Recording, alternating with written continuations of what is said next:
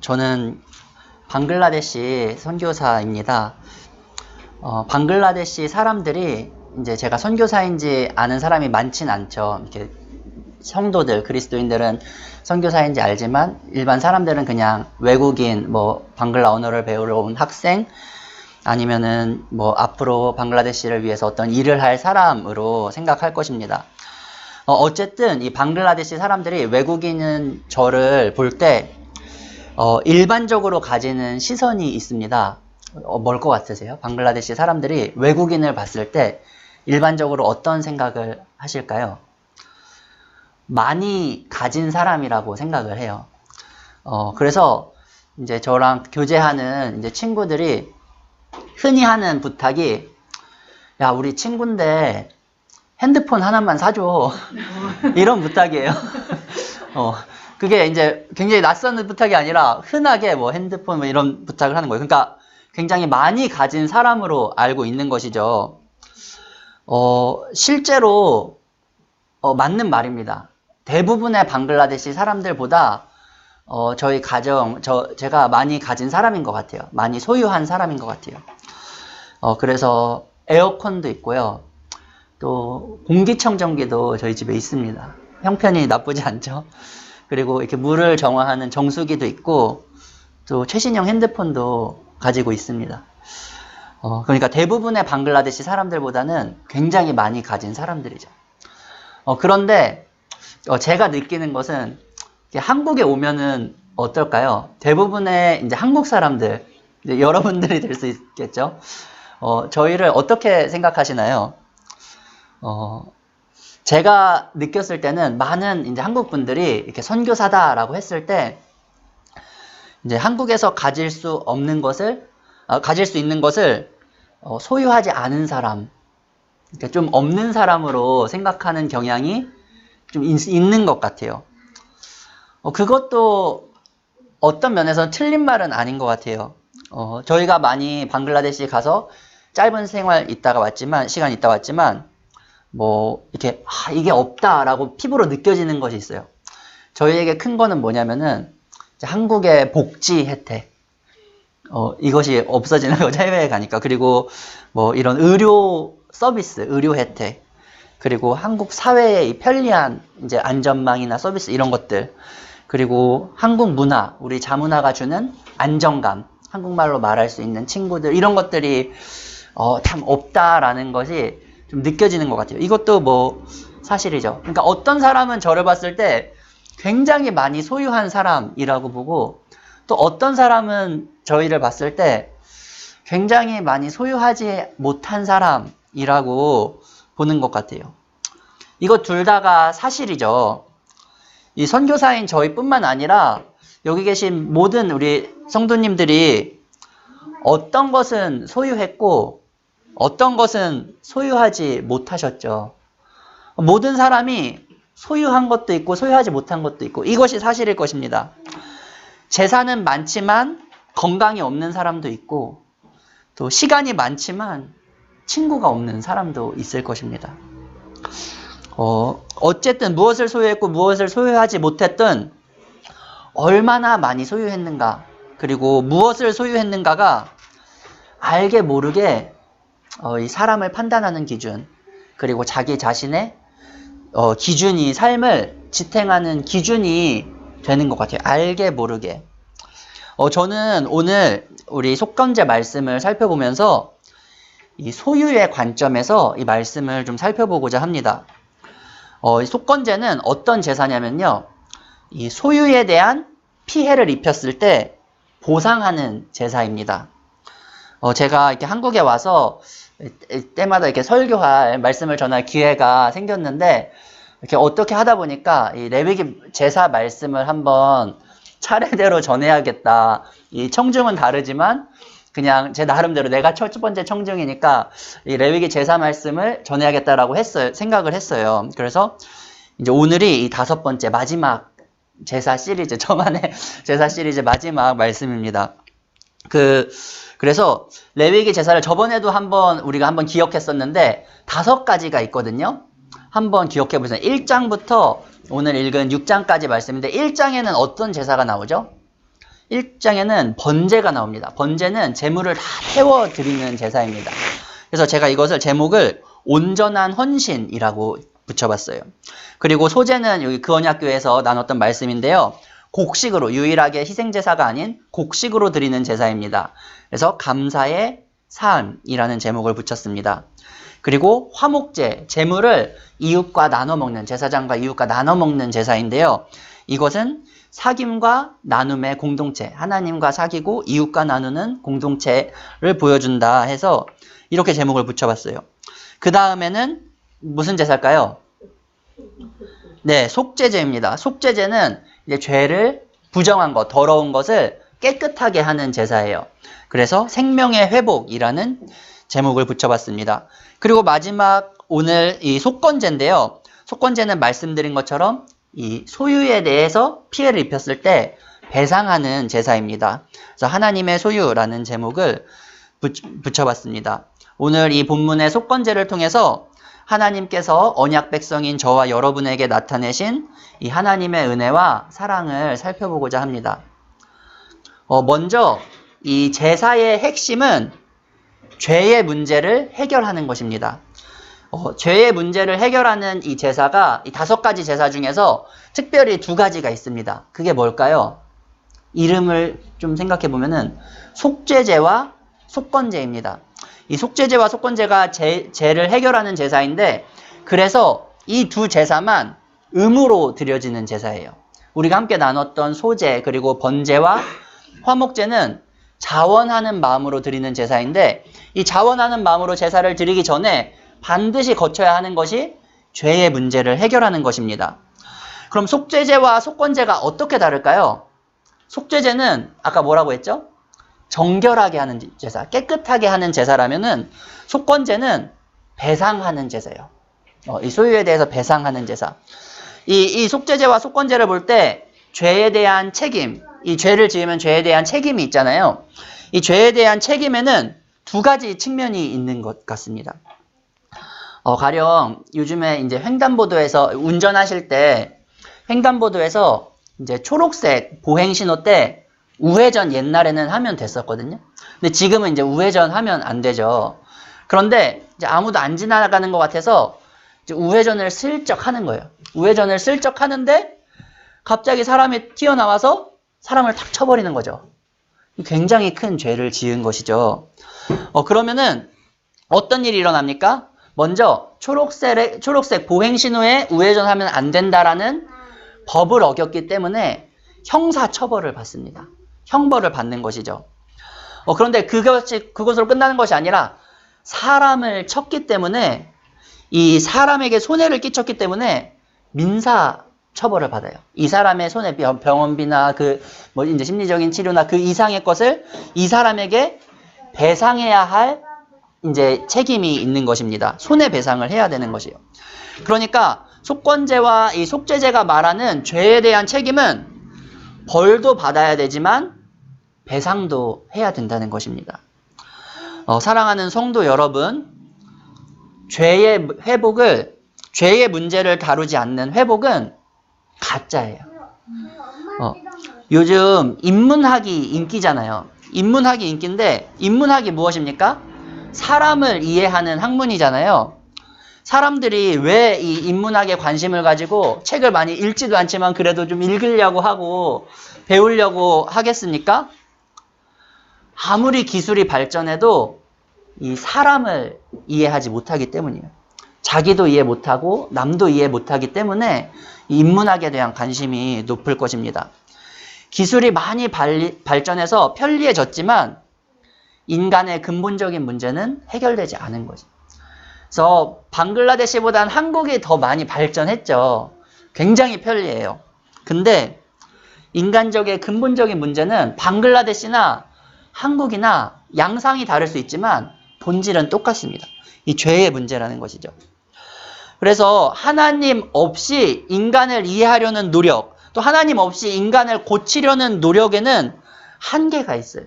왜냐하면 하나님 앞에서 죄의 문제를 다루지 않기 때문입니다. 사랑하는 성도 여러분, 이 하나님의 백성, 언약 백성의 제사와 이방인들의 제사의 가장 결정적인 차이가 여기에 있습니다. 이 고대 근동의 이방인들, 대표적으로 애굽과 가나안이 있었어요. 이 애굽과 가나안의 제사의 특징이 무엇인지 아십니까? 그들의 신의 특징이 뭔지 아십니까? 그들의 신은 다산, 자녀를 많이 출산하는 것이 능력이죠. 그 당시에는 이 다산과 풍요, 농사가 잘 되는 것, 그것을 위한 신들이었어요. 이 출산과 농사가 관련된 신들, 비를 내리게 한다든지 하는 그런 농사와 관련된 신들에게 제사를 지내는 것이 이방인들의 제사였습니다. 여기에 죄의 문제가 들어갈 수 있나요? 죄의 문제를 다루지 않아요. 그러니까 초점이 자기 자신의 성공이에요. 그 당시 성공은 자녀를 많이 낳아서 이렇게 부강하고 농사하는 것이니까 자기 성공을 위해서 제사하는 것이에요. 그것이 이방인의 제사입니다. 이 성공은 죄와 상관없이도 이룰 수 있어요. 죄를 지으면서도 성공할 수 있어요. 이것이 세상의 방식이죠. 죄의 문제, 근본적인 죄의 문제를 해결하지 않고 재산을 많이 모을 수 있어요. 그리고 명예도 얻을 수 있어요. 이 권력도 소유할 수 있는 것이죠. 그리고 심지어 이 죄의 문제를 해결하지 않고 그냥 진통제를 맞듯이 일시적인 마음의 평화도 얻을 수 있어요. 일시적인. 그런데 이 하나님의 백성의 제사는 어떻습니까? 이 제사의 중심이 이 속죄하는 것, 죄를 용서받고 하나님과 화목하는 것에 있어요. 이 죄의 문제를 해결하는 것이 제사의 중심이라는 것은 이 죄의 문제를 해결해야만 하나님과 화목할 수 있기 때문이에요. 그러니까 초점이 자기의 성공이 아니라 하나님과의 관계에 있는 것이에요. 구원은 이 죄의 문제를 해결해야 얻을 수 있는 것입니다. 제사의 중심은 죄의 문제를 해결하는 것입니다. 하나님과의 관계를 회복하는 것이에요. 특별히 오늘 본문인 이 속건제의 가르침이 무엇입니까? 우리가 죄의 문제를 해결하기 위해서는 지불해야 할 대가가 있다. 손해배상을 해야 한다. 피해를 끼쳤으니 갚아야 한다. 이것이 속건제가 가르치는 것입니다. 사랑하는 성도 여러분, 그러면 우리가 도대체 누구에게 손해를 끼쳤습니까? 누구에게 어떤 피해를 끼쳤습니까? 우회전 하다가 사람을 친 적이 없으시잖아요. 그런데 누구에게 배상을 해야 하죠? 우리의 죄에 대한 1차적인 피해자는 하나님이십니다. 모든 것이 하나님의 소유이기 때문입니다. 본문에서 이 속건제를 드리는 경우를 세 가지로 나눠요. 함께 본문을 볼 텐데요. 먼저 5장 14절에서 16절입니다. 5장 14절에서 16절은 하나님의 성물에 대한 범죄를 다뤄요. 5장 15절을 함께 읽겠습니다. 시작. 성물에 대하여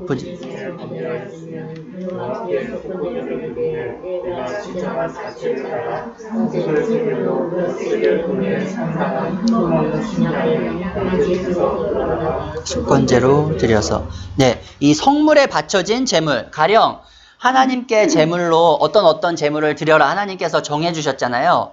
그런데 그것에 좀 못 미치는 제물을 바쳤다거나 온전히 드리지 않았을 때, 그러니까 자기 것으로 탐해서 조금 취했거나 아니면은 신실하지 못하게 불성실하게 드려서 지키지 못했을 때 이것은 하나님의 소유를 탐한 것이다. 하나님의 소유에 피해를 입힌 것이다 라고 말씀하신 것이에요.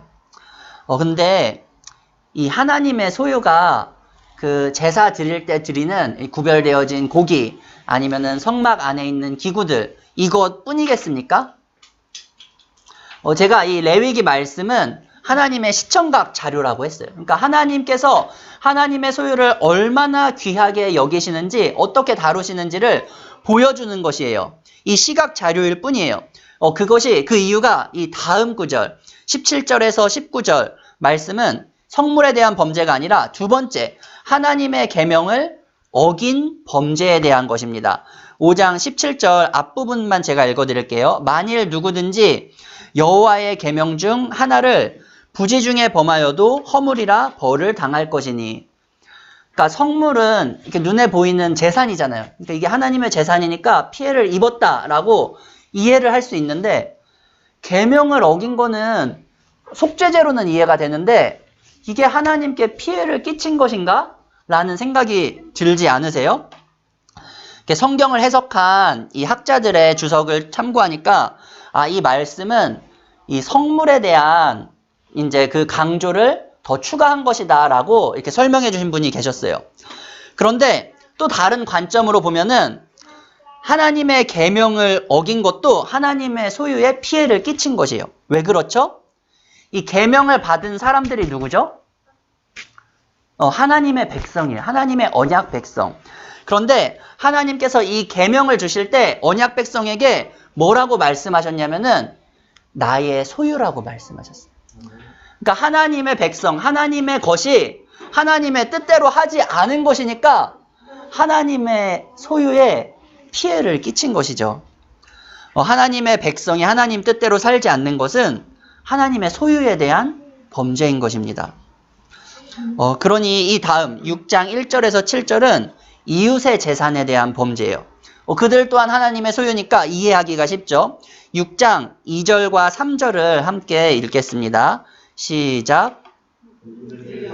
신실하지 못하여 범죄하되 곧 이웃이 맡긴 물건이나 전당물을 속이거나 도둑질하거나 착취하고도 사실을 부인하거나 물건을 줍고도 사실을 부인하여 거짓 맹세하는 등 사람이 이 모든 일 중에 하나라도 행하여 범죄하면, 여기까지 읽겠습니다.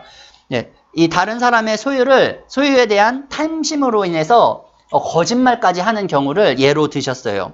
그래서 예를 들면은 이웃의 물건을 내가 부탁을 받아서 보관을 했거나 아니면은 물건을 주웠거나 갖게 되었는데 이게 좋아가지고 마음에 탐심이 생겨서 내가 갖는 거죠. 그래서 이웃의 것을 부당하게 찾는 거. 그래서 이것을 요즘 언어로 말하면, 법적인 언어로 말하면 횡령하는 것이죠. 이웃의 것을 부당하게 내가 취했을 때 그것은 이웃에게 해를 끼쳤을 뿐만 아니라 하나님 앞에 신실하지 않은 것이다. 6장 2절 앞에 여호와께 신실하지 못하여 범죄한 것이다 라고 기록되어 있습니다.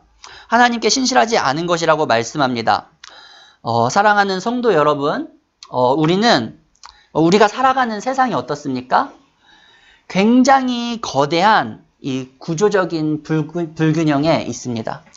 그래서 우리는 그 불균형에 자연스럽게 편승함으로써 이웃의 권리를 침해합니다. 좀 어려운 말인데 제가 경험한 것을 말씀드리겠습니다. 이 방글라데시가 세계에서 이제 1, 2등 하는 것이 몇 개 있어요. 근데 그 중에 하나가 뭐냐면은 세계 2등이 이 의류 생산이 중국 다음으로 2등이에요. 그러니까 또 요 공장을 많이 돌리고 사람들이 많으니까 이제 대기 오염, 수질 오염, 이게 또 세계에서 이제 계절마다 바뀌지만 이제 탑 순위권에 있습니다. 이제 그런데 여러분 이 의류를 생산을 많이 하는데 요즘 의류를 방글라데시 공장이 점점 더 잘 돌아가는 거 아세요? 왜 그럴까요? 이 패션이 너무 빨리 변하기 때문이에요. 이 패스트 패션이라고 하잖아요. 이 패션이 너무 빨리 변해서 공장을 많이 돌려야 되는데 공장을 많이 돌릴수록 환경이 어떻게 되죠? 환경이 파괴되는 거예요. 굉장히 환경이 많이 파괴돼요. 그래서 대기오염, 수질오염도 최상위권이 되는 것입니다. 그러니까 이 세계화가 돼서 우리 선진국 나라, 우리 한국도 포함됩니다. 값싼 노동력을 이제 외주 주는 것이잖아요. 근데 이제 이 환경운동 하는 분들이 이런 표현을 쓰더라고요. 이 값싼 노동력을 사면서 환경오염까지 외주 주고 있다고 하더라고요. 저희는 그거를 이제 눈으로 보고 경험을 한 것이죠. 그러니까 사실은 필요 이상의 소비로 오늘 이 소유인데 더 많이 소유하고 싶어서 하나님의 창조 세계가 하나님의 것이 심각하게 파괴되고 있는 것이에요. 그리고 그곳에 살아가고 있는 방글라데시 사람들은 자신들이 알게 모르게 그 고통을 겪는 것이죠. 우리가 조금 더 예쁘게 입고 다니고 싶어서 거기서는 큰 이제 창조세계에서 편안하게 살아갈 권리를 침해당하고 있는 것이에요. 그러니까 제가 이제 옷 사지 마세요라고 이 말을 하려고 이 말씀을 꺼낸 것이 아니에요. 그냥 제가 방글라데시에 있기 때문에 제가 더 시각적으로 경험한 것을 말씀드리는 것입니다. 우리가 부지 중에 이 속건제도 속죄제도 부지 중에 죄를 다루는데 부지 중에 우리의 탐심으로 인해서 모든 분야에 이 구조적인 악과 불균형의 문제가 있을 것입니다. 그러니까 우리가 다른 사람에게 피해 안 끼친다고 생각하고 결정하는 아주 사소하고 평범한 선택조차도 가난하고 소외된 자들에게 미칠 영향이 있을 수 있다는 것이에요. 더하여서 이 속건제는 모든 죄에 대한 근본적인 피해자는 하나님이심을 알려주고 있는 것입니다. 모든 것이 다 하나님의 것이기 때문입니다. 속건제가 가르치는 죄의 본질은 탐하는 것이, 하나님의 것을 탐하는 것, 이웃의 것을 탐하는 것. 이 죄의 본질, 이 선악과가 그랬죠.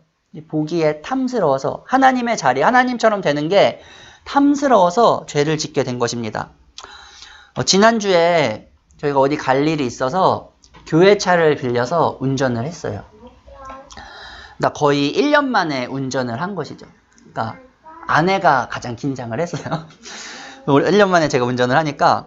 근데 이렇게 운전을 하다가 이제 앞에 굉장히 고급 차가 있었어요. 굉장히 고급 승용차가 있으니까 아내가 떨어져! 막 이렇게 하는 거예요. 또 1m, 그러니까 옆에서 1m 더 떨어져 있는데도 떨어져. 그러니까 저도 굉장히 소심하게 운전을 했는데, 이제 왜 그렇습니까?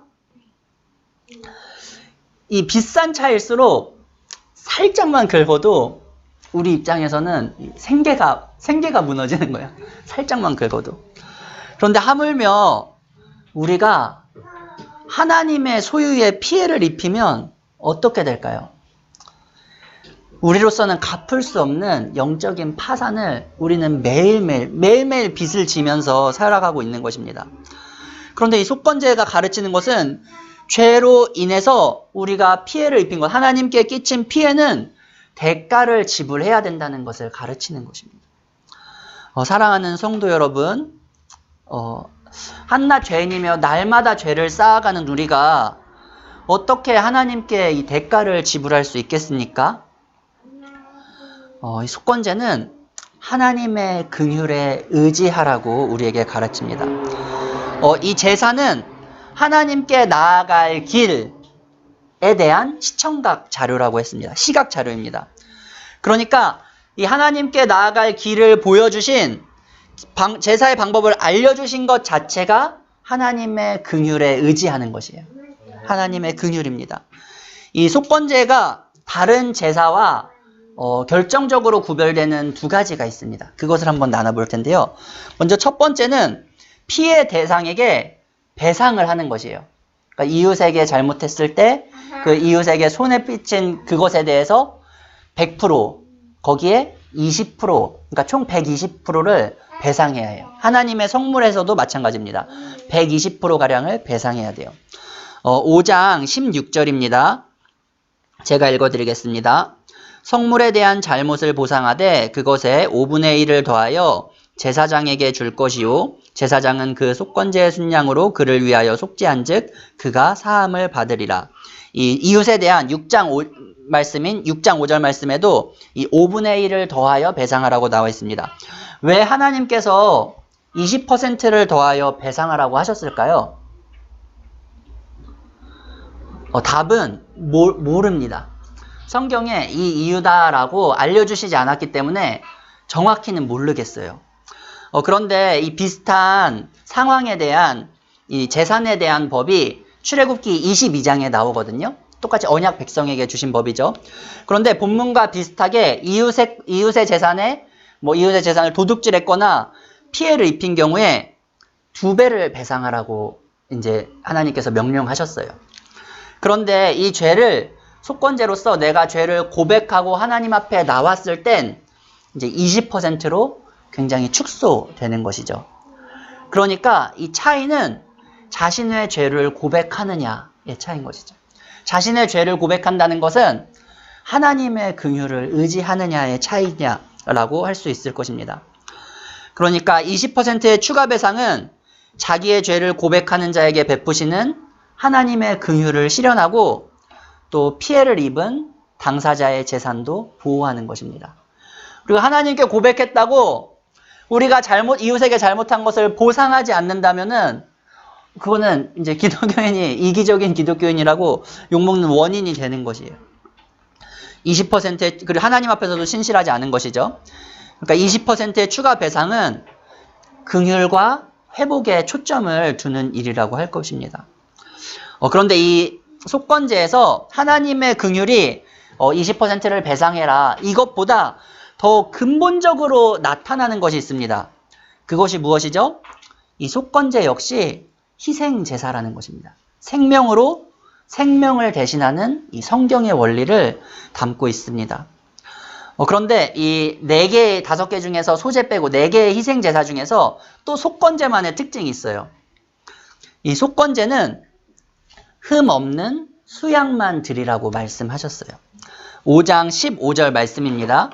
네가 지정한 가치를 따라 성소의 세겔로 몇 세겔 은에 상당한 흠 없는 순양을 양떼 중에 끌어다가 속건제로 드려서, 이 번제와 화목제는 하나님께서 이 제사법을 주실 때 경제적인 수준에 따라 네가 뭐 수양을 드리려거든, 양을 드리려거든, 비둘기를 드리려거든 이렇게 경제적 수준에 따라서 나눠서 드릴 수가 있었어요. 그리고 속죄제는 이 사회적인 지위에 따라, 영향력에 따라 달랐어요. 제사장은 수양을 드려라. 그 다음에 이제 평민은 무엇을 드려라. 이렇게 사회적인 제사장부터 평민까지 사회적 지위에 따라, 이 죄에 대한 영향력에 따라죠. 이 제물의 크기가 바뀌었습니다. 그런데 이 속건제만 흠 없는 수양으로 정해 주셨어요. 이거 왜 그럴까요? 이것도 모릅니다. 성경에 이게 왜 그렇다라고 설명해 주시지 않았기 때문에 잘 모르는 거예요. 그래서 성경을 읽을 때 특히 이 구약의 레위기는 뭐 이런 제물의 종류, 뭐 방향, 왜 그런지 모르는 것, 설명이 없는 것이 많아요. 그런데 이것을 이렇게 막 다 끼워 맞춰서 이거는 이렇고 이거는 저렇고 다 끼워 맞춰서 해석하려고 하는 것은 좀 위험한 거예요. 이단들이 그렇게 많이 하죠. 그러면은 그렇구나 하고 혹해서 많이 빠지는 것인데, 우리가 건강하게 성경을 보는 것은 성경이 알려준 만큼 이해하는 것이에요. 성경이 설명해 주신 만큼 이해하는 것이에요.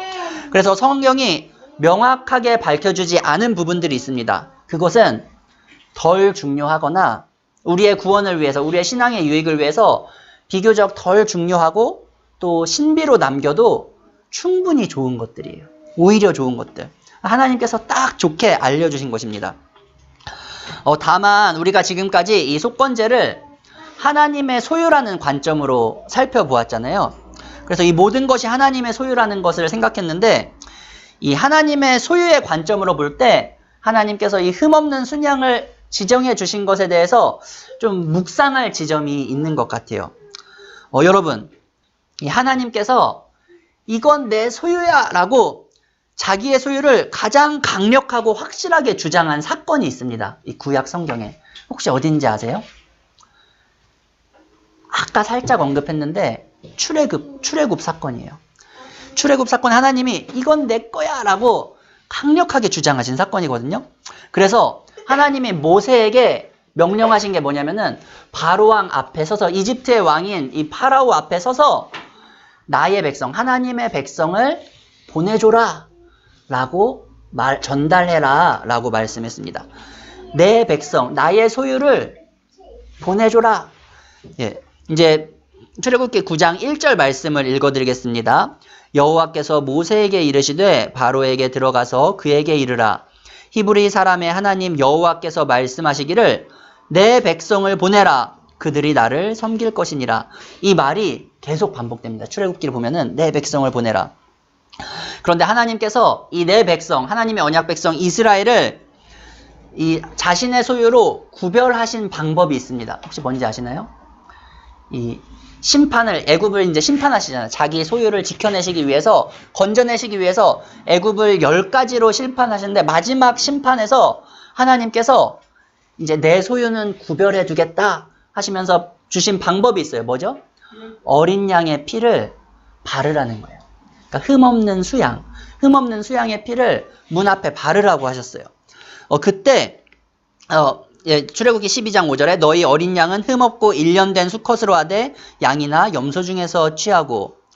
그러니까 이 어린 양의 피를 바른 집은 뭐라는 거죠? 하나님의 소유라는 거예요. 하나님의 것이라는 거예요. 6월절 넘어가는 거. 하나님이 심판을 넘어가는 것이 내 것에선 심판을 면하겠다.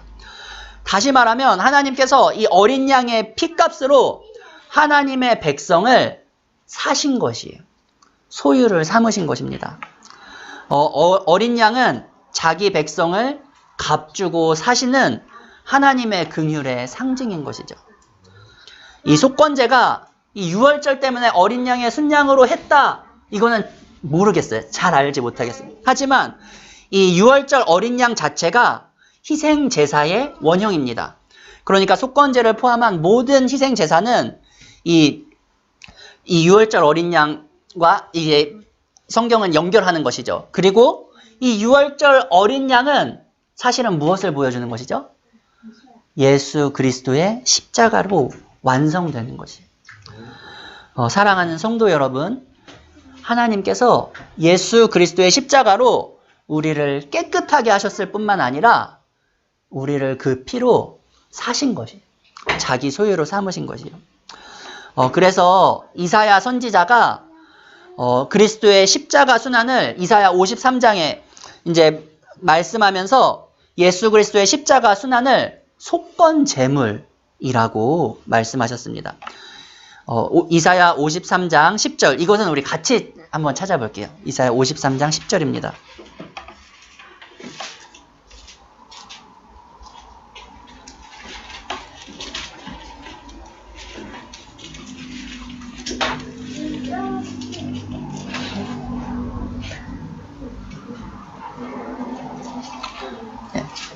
이사야 53장 10절 함께 읽겠습니다. 시작. 여호와께서 그에게 상함을 받게 하시기를 원하사 질고를 당하게 하셨은즉 그의 영혼을 속건 제물로 드리기에 이르면 그가 씨를 보게 되리며 길 것이요 또 그의 손으로 여호와께서 기뻐하시는 뜻을 성취하리로다. 아멘. 그리스도의 십자가 은혜로 우리는 하나님의 소유가 되었습니다. 속죄제의 은혜는 우리의 부정함이, 우리의 죄가 깨끗이 씻겨졌다. 그리스도의 십자가로 깨끗이 씻겨졌다는 것이에요. 그것도 감사한데 더 나아가서 이 속건제가 말하는 은혜는 그리스도의 보혈로 우리가 그리스도의 것이 되었다. 하나님의 소유가 되었다는 것입니다. 이보다 더 큰 은혜가 없습니다. 제가 지난번에도 이 하이델베르크 요리문답을 말씀드리면서 이 결론을 맺었었는데요. 마침 오늘도 그렇게 됐습니다. 하이델베르크 요리문답 가장 첫 번째 질문은 근본적인 질문이거든요. 첫 번째 질문이 이것이에요. 살아서나 죽어서나 당신의 유일한 위로는 무엇입니까? 하는 질문이에요. 아마 많은 세상의 사람들이 이렇게 대답할 거예요. 내가 더 많이 소유하는 것, 그것이 명예든 그것이 권력이든 그것이 물질이든 많이 소유하는 것이 나에게 위로라고 답할 것이에요. 그런데 이 하이델베르크 요리문답이 정리한 성도의 대답은 제가 앞부분만 말씀드립니다. 살아서나 죽어서나 나는 나의 것이 아니요 몸도 영혼도 나의 신실하신 구주 예수 그리스도의 것입니다. 라고 고백하는 것입니다. 여기에 우리의 위로와 소망이 있는 것입니다. 사랑하는 성도 여러분, 우리는 다 어느 정도 소유했고 어느 정도 소유하지 못했습니다. 이것은 사실이죠. 그래서 이 사실이 우리를 불편하게도 하고 교만하게도 할 것이에요. 그런데 이 사실들은 영원하지도 않고 얼마든지 변할 수 있는 사실들이에요. 그래서 거기에는 소망을 둘 수가 없습니다. 우리 성도에게, 하나님의 언약 백성에게 변하지 않는 진실이 무엇입니까? 그것은 우리가 하나님의 소유가 되었다는 것입니다. 언약 안에서 하나님의 소유가 되었음을 날마다 깊이 깨닫고 감사와 소망의 풍성함으로 하나님과 이웃을 섬기는 저와 여러분이 되기를 간절히 소망합니다. 기도합니다. 주님 감사합니다. 그리스도의 십자가의 은혜로 우리를 죄에서 자유케 하셨을 뿐만 아니라 하나님의 것으로 하나님의 소유로 삼아주시니 감사드립니다. 그 안에 우리의 모든 필요와 우리의 모든 삶과 또 생명이 있음에 감사드립니다.